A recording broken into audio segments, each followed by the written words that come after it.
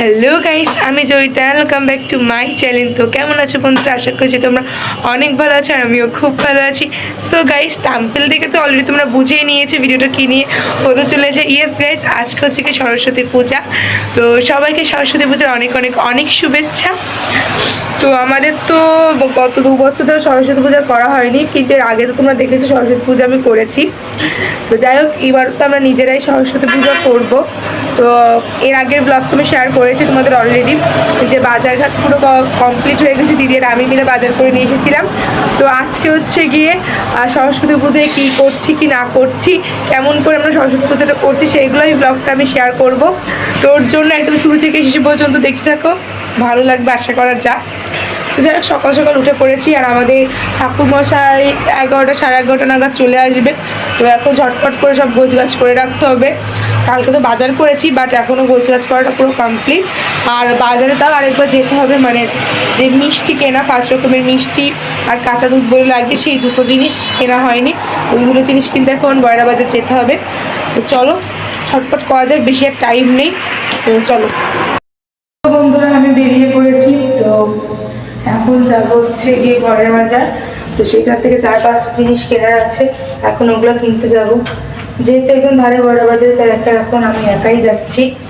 তো যাই হোক, এখন বাজার থেকে আসবো, দেন বাজারে করে নিয়ে তারপর স্নান করে তারপর পুজোর কাজ করতে হবে, অনেক কাজ আছে। তো দেখতে থাকো, চলো যাওয়া যাক। তো এই যে লিফট তো চলেও এসেছে, তো চলো। সো বন্ধুরা, অটোতে উঠে পড়েছি। তো এখন চলে যাচ্ছি বয়রা বাজার। তো আজকে তো ফার্স্ট টাইম আমি একা একা যাবো বাজারে, এর আগে কখনো একা একা নিজে বাজার করিনি। তো ফিলিংসটা অন্যরকম লাগছিল। তো যাই হোক, তো এসে তো দেখি তেমন একটা দোকানপাট খোলেনি, যেহেতু শুক্রবার একে এতটা সকাল, ওর জন্য তো দেরিতে দোকানপাট খুলবে। যাই হোক, তারপর তো এখানে মিষ্টির দোকানে আমি চলে গেলাম মিষ্টি কিনতে। তো এই যে 1 ব্যাগ মিষ্টি কিনে দেন, তারপর হচ্ছে কি আমি ডাব কেনার জন্য হচ্ছে কি রাস্তা দিয়ে হাঁটছিলাম। তো এই যে তরি তরকারি আর মাছের দোকান, এসব দেখতে দেখতে তো মাঝখান দিয়ে রাস্তা দিয়ে হাঁটতে কিন্তু বেশ ভালোই লাগে। আর যেহেতু একা একা বাজার করছিলাম, অন্যরকম একটা অনুভূতি কাজ করছিল। তো তারপর চলে গেলাম এখানে মাটির দোকানে ঘট কিনতে, ঘট কেনার কথা ভুলে গিয়েছিলাম। তো তারপর বাজার করে এসে এখানে হচ্ছে কি কাঁচা হলুদ মেখে নিয়েছি। সরস্বতী পূজায় বলে কাঁচা হলুদ মেখে তারপর স্নান করতে হয়। তো একেবারে কিন্তু আমি স্নানও করে একদম ঝটপট রেডি হয়ে গিয়েছি। তো সরস্বতী পুজো তো তেমন একটা কিছুই আমি সাজিনি, জাস্ট সিম্পল সেজেছি। তো কোনোরকম নিজে সেজে গুজে তারপর হচ্ছে কি এখন চলে যাবো হচ্ছে কি পূজার কাজ করতে। তো আমি মূলত গাইস কোনো দিনই তেমন পূজার কাজ করি না, সাধারণত দিদি আর মাই করে। মানে আমি পারি না, তাই করিও না কখনো। ওই জাস্ট হচ্ছে কি লুচি ভাজা এইটুক দায়িত্ব হচ্ছে কি আমি পালন করি।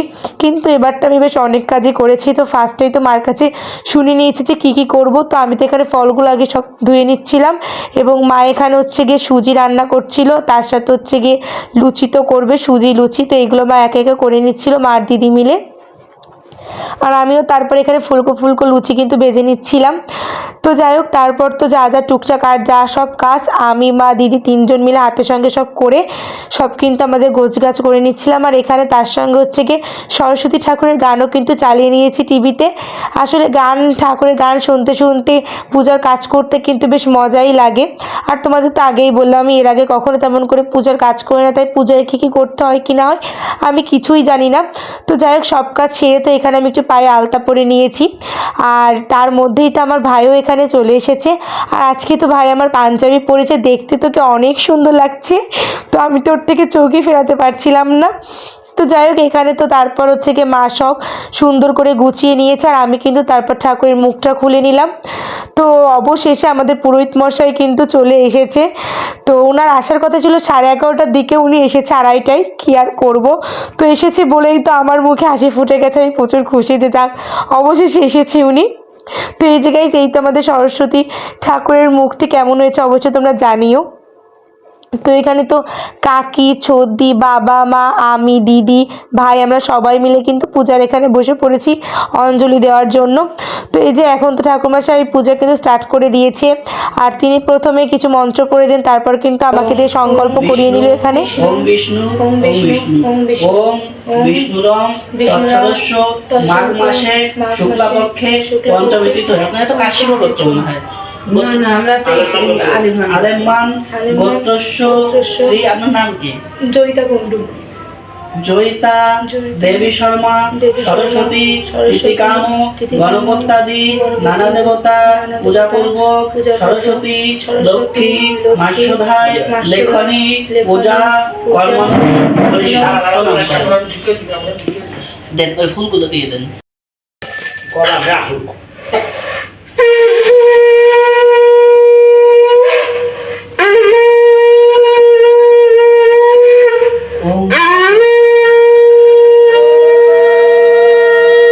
যাই হোক, তো সংকল্প করা হয়ে গেলে এখানে তো তারপর আমরা সবাই মিলে একে একে কিন্তু অঞ্জলি দিয়ে নিলাম, এবং অঞ্জলি দেওয়ার পর তারপর হচ্ছে কি এখানে মা প্রদীপ জ্বালিয়ে নিচ্ছে, এবং তারপর ঠাকুর মশাই প্রদীপ জ্বালিয়ে আরাধনা করার পর কিন্তু আমাদের পূজাটা অবশেষে কিন্তু কমপ্লিট হলো। তো মার কাছে তো একটাই চাওয়া যে মা জানে সবাইকে বিদ্যা দেয়, এবং সামনে যেহেতু আমার এসএসসি পরীক্ষা, আমি জানি ভালো রেজাল্ট করতে পারি, তোমরা এই আশীর্বাদ করো।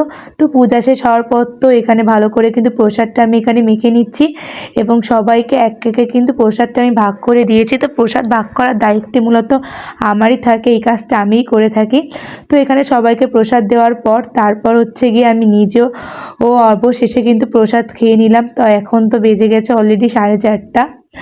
তো যাই হোক, প্রসাদ খাওয়া কমপ্লিট করে তারপর তো এখানে আমার পূজা শেষ হতে না হতে দাদার সাথে আর কি করতে, যে আমার এখানে কপালে প্রচুর ব্যথা লেগে যায়, কপালটা আমার ফুলে গিয়েছে, কতটা বোঝা যাচ্ছে জানি না। তো যাই হোক, তারপর তো শরীরটা ভালো লাগছিল না, তাই 2 ঘন্টা টানা ঘুমিয়েছিলাম আমি।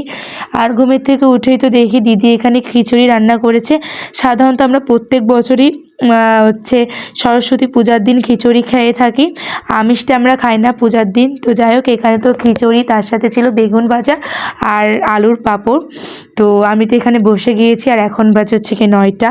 তো খিচুড়িটা তো দারুণ হয়েছিল আলাদাভাবে, আর যেহেতু নতুন চাল দিয়ে খিচুড়িটা করেছে ওর জন্য আরও বেশি মজা লাগছিল। তো যাই হোক বন্ধুরা, আজকের ভিডিওটা এই পর্যন্তই। তো কেমন লাগলো জানিও।